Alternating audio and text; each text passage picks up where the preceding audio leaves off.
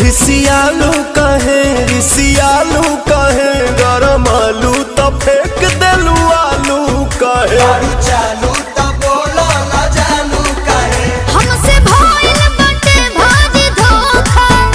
एही आलू के मिस देब चोखा बुझाइल देबू नहीं खाए तका बोला हम कमाए चितर कूट जाए अरे दिल टूट खा है दिल टूट खा अच्छा तोहरा राजा जी के दिलावा टूट जाई हमारा राजा जी के दिलावा टूट जाई तोहरा बोला मुँह के दिलावा टूट जाई हमारा राजा जी के दिलावा